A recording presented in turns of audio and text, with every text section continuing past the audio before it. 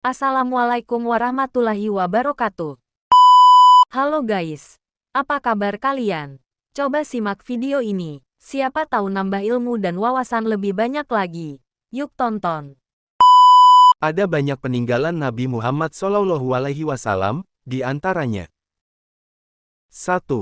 Al-Quran dan Hadis, pedoman umat Islam yang menjelaskan cara beribadah dan berhubungan dengan sesama manusia. 2. Pedang Zulfikar, pedang yang didapat Nabi Muhammad dari hasil rampasan perang di Perang Badar. Pedang Zulfikar adalah senjata legendaris Nabi Muhammad SAW yang diwariskan kepada Ali bin Abi Thalib. Pedang ini diyakini sebagai senjata paling kuat yang dimiliki Rasulullah SAW. Nama Zulfikar berasal dari kata fikar yang berarti pembedaan atau pembagian. Bentuk pedang ini dikenal dalam berbagai versi, tetapi yang paling populer adalah berbentuk melengkung dan berujung ganda. Pedang Zulfikar diyakini memiliki kekuatan setara dengan 1000 tentara. Pedang Zulfikar digunakan dalam Perang Uhud dan Perang Parit.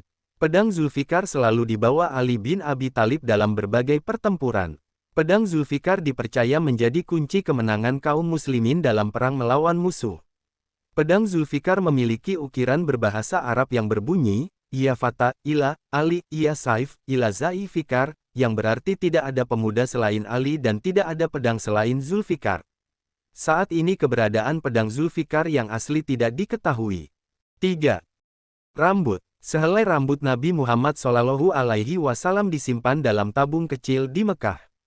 Jumlah rambut Nabi Muhammad SAW, ada riwayat yang menyebutkan bahwa jumlah rambut Nabi Muhammad SAW adalah 126.666 helai. Warna rambut Nabi Muhammad SAW berwarna hitam, namun ada sedikit rambut berwarna putih di pelipisnya. Gaya rambut Nabi Muhammad SAW sering meniru gaya rambut orang Yahudi dan Nasrani, yaitu membiarkan rambutnya terurai lepas.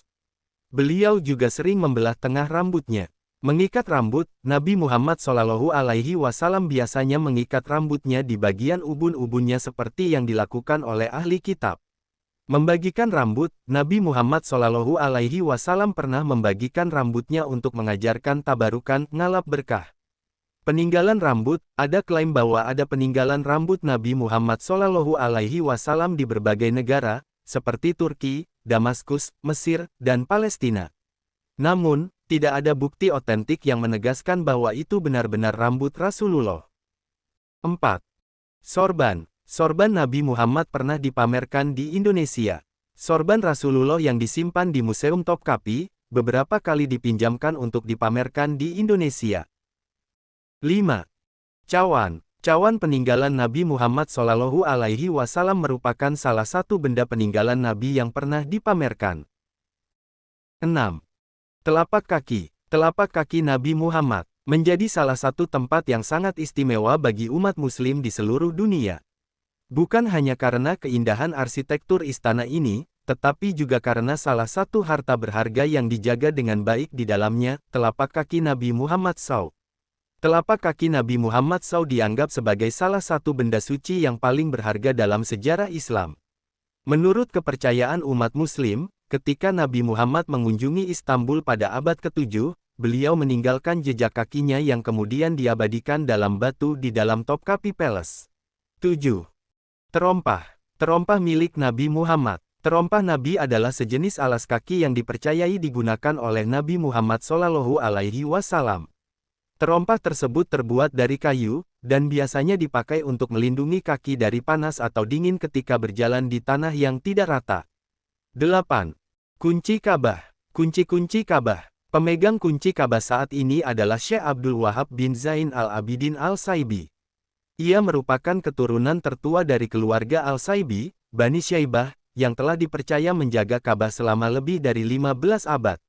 Abdul Wahab menggantikan Saleh al-Saibi, penjaga senior Ka'bah yang meninggal dunia pada tanggal 21 Juni tahun 2024. Upacara penyerahan kunci Ka'bah dan makam Ibrahim kepada Abdul Wahab digelar di Makkah pada tanggal 24 Juni tahun 2024.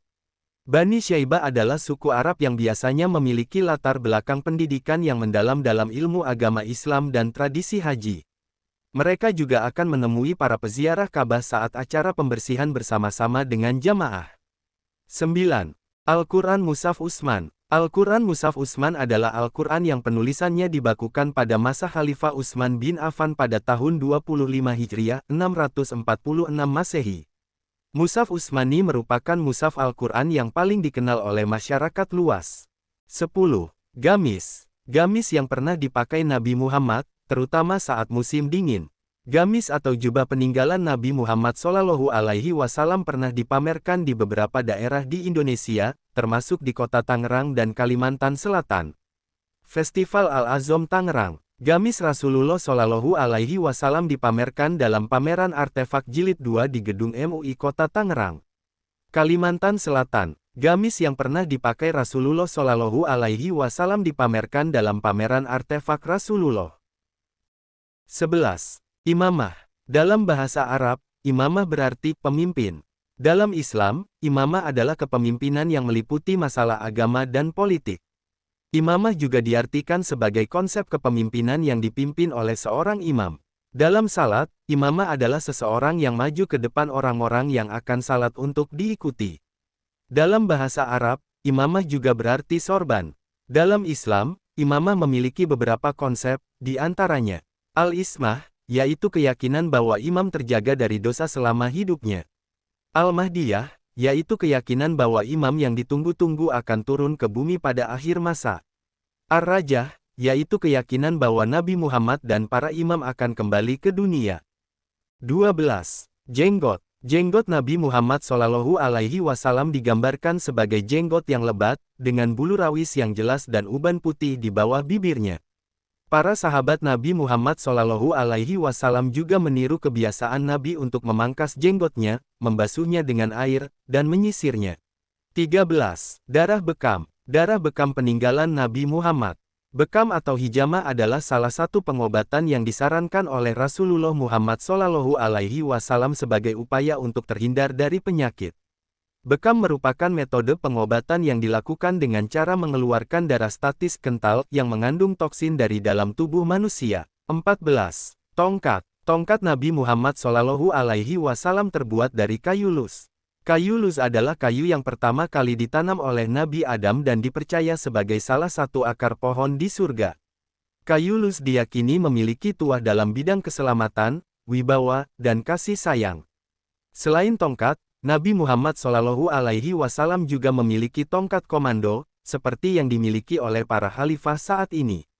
Memakai tongkat merupakan sunnah Nabi yang dipraktikkan oleh banyak Nabi dan ulama, seperti Nabi Ibrahim alaihissalam, Nabi Musa alaihissalam, dan Nabi Khidir alaihissalam. Imam Syafi'i juga menggunakan tongkat, meskipun beliau masih kuat dan belum berusia tua. Terima kasih semuanya sudah menyimak video ini sampai habis. Jika ada yang kurang mohon dimaafkan. Konten kali ini menurut sumber Mbah Ugele. Tidak untuk diperdebatkan tentang apapun. Dan jika Anda tidak keberatan tekan tombol subscribe, like dan share. Bye-bye guys. Wassalamualaikum warahmatullahi wabarakatuh.